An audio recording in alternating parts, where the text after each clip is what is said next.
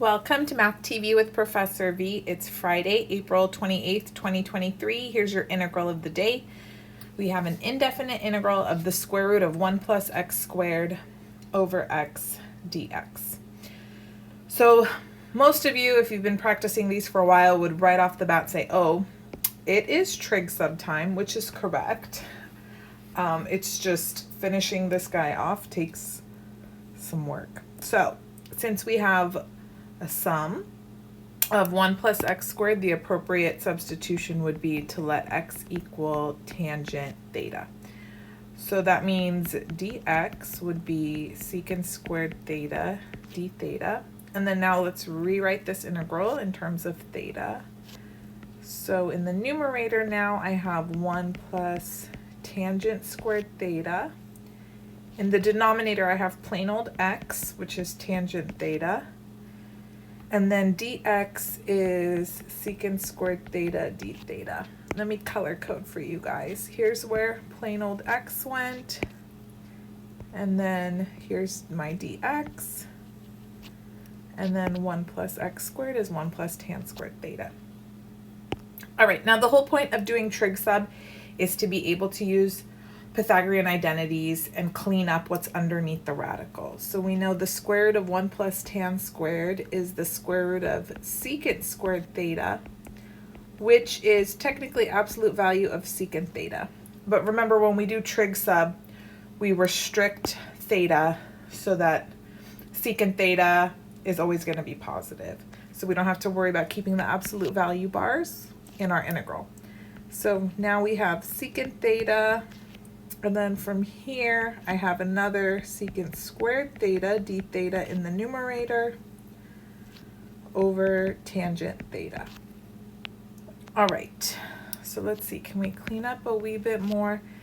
This is going to be secant cubed theta, d theta over tan theta. Now at this point, there isn't really much I could do. Like if you had thought about letting u equal tan theta, doing a u sub du is secant squared theta, but then we have this extra secant hanging out. I can't let u equal secant theta because du would be secant theta tan theta, and the tan theta is in the bottom, okay? So at this step, when I realize I can't do any u substitutions, I usually rewrite everything in terms of sines and cosines, see if I can clean up and maybe something will emerge. So secant cubed theta, that's 1 over cosine cubed theta. And then since I have tangent theta in the denominator, that's cosine theta over sine theta d theta. All right, so we're getting excited. I can cancel out a cosine, make that cosine squared now in the bottom, but we're still kind of in trouble. So this is 1 over cosine squared theta times 1 over sine theta d theta.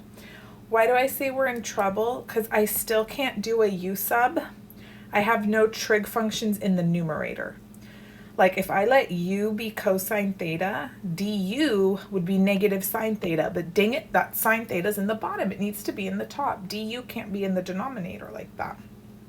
So when this happens, usually I look at, is anybody squared? Yes. This guy is secant squared theta. So I'm going to see if I can play around with some more Pythagorean identities and then hopefully clean this up. Okay, it's going to feel like it's getting worse before it gets better. So I'm replacing 1 over cosine squared theta now with secant squared theta. And I know I can replace secant squared theta with 1 plus tan squared theta. Maybe that will help me out more. So this is going to be 1 plus tan squared theta times 1 over sine theta d theta. Now we're going to distribute. Let us see what emerges. We have integral 1 over sine theta plus tan squared theta over sine theta d theta. I'm going to call this guy integral number 1, this one integral number 2. Okay? For integral number 1, we have 1 over sine theta d theta, which is integral of cosecant theta d theta. This is one you should put to memory, okay? It's ln absolute value cosecant theta minus cotangent theta, I'll say plus C1. It's very similar to antiderivative for secant theta. And the way you derive it is not super intuitive, so just memorize it, okay, if you haven't already. Now, what about the second integral? And I'll go back to x at the very end, okay? So second integral is tan squared theta over sine theta d theta. So for this guy, let's go back to sines and cosines because there's no obvious u sub at the moment. So let's see, tan squared theta, that's sine squared theta over cosine squared theta.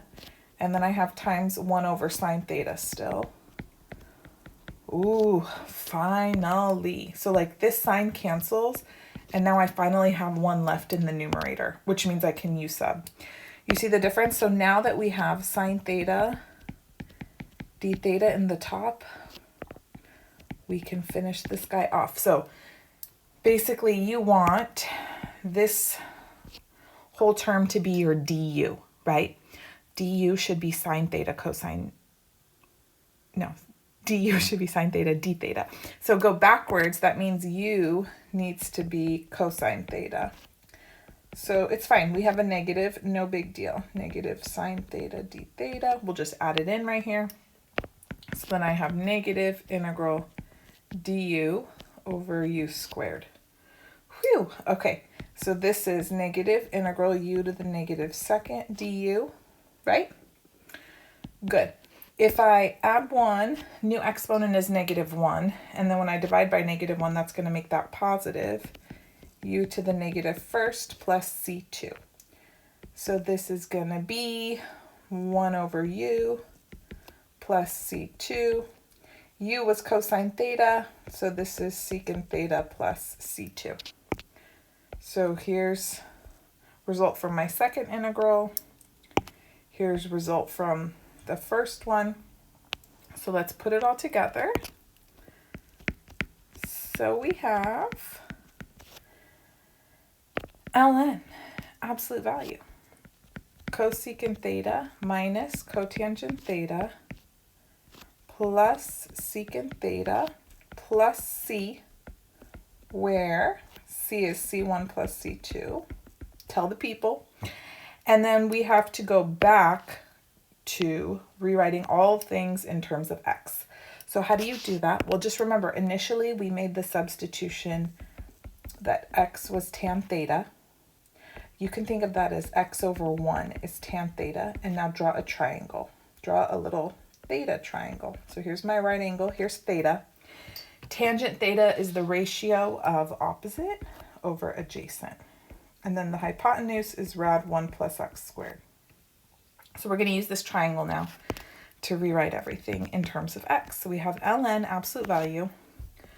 So cosecant theta, that's going to be the ratio of hypotenuse over opposite side. So that would be rad 1 plus x squared over x minus cotangent theta, that's going to be ratio of adjacent over opposite, which would be 1 over x, plus secant theta, that's ratio of hypotenuse over adjacent, so that's just rad 1 plus x squared plus c. And then one little final touch, since both these terms have denominator x, I'll put them over that common denominator. So I'll just write this as rad 1 plus x squared minus 1 over x plus rad 1 plus x squared plus c. And that is it. That's your integral of the day. I hope that starts off your Friday with a fabulous beginning. Give the video a thumbs up if you enjoyed it. Subscribe to my channel if you haven't already. Tell me how you liked this integral. What was the trickiest part for you? I think most people get stuck right in the middle after the trig sub and canceling stuff and then not seeing an obvious u sub, you know. Anyways, you can also catch me on Instagram and TikTok at Math TV with Professor V. And I have lots of final exam review videos coming your way, so stay tuned. Bye, guys.